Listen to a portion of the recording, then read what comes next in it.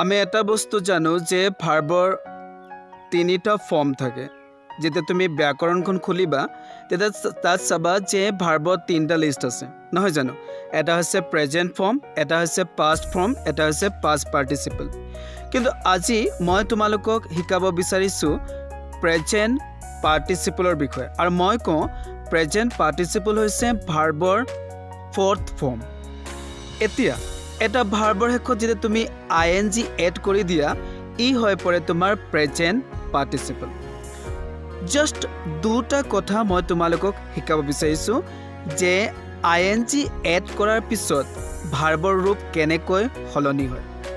তোমালোক মন কৰিবা, মই কেইটামান উদাহৰণ মই দিব বিচাৰিম। ছাপ'জ মুভ, MOVE, মুভ আমি শেষত চাইছোঁ ই আছে। ই থকা ভাৰ্ববিলাকৰ শেষত যেতিয়া ING এড কৰিব যোৱা তেতিয়া ইটো কি হ'ব? নোহোৱা হৈ পৰিব আৰু তাত এড হ'ব ING, মানে হ'ব মুভ প্লাছ ING মুভিং হৈ গ'ল। আৰু তেনেকুৱা বহুতো শব্দ আছে যিবিলাক শব্দৰ শেষত ING এড কৰাৰ লগে লগে সেই শব্দটোৰ শেষত থকা ই নোহোৱা হৈ পৰে।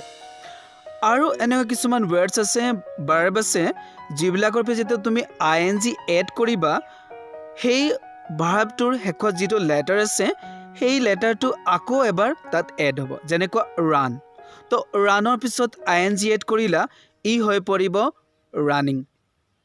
ছুইম, ING এড কৰিলা এমটো ডাবল আহি যাব ছুইমিং। জাষ্ট তোমালোকক এই ভিডিঅ'ৰ যোগেদি এই কথাটো মই ক'ব বিচাৰিছোঁ, যেতিয়া তোমালোক প্ৰেজেণ্ট পাৰ্টিচিপল কৰিব যোৱা তেতিয়া ভাৰ্বৰ শেষত ING এড কৰিলে তাত থকা ই লেটাৰটো নোহোৱা হৈ পৰে কেতিয়াবা, আৰু কেতিয়াবা ৱাৰ্ডৰ শেষত থকা যিটো লেটাৰ সেই লেটাৰটো আকৌ এবাৰ এড হ'ব, তাৰপিছত ING এড হ'ব। ধন্যবাদ।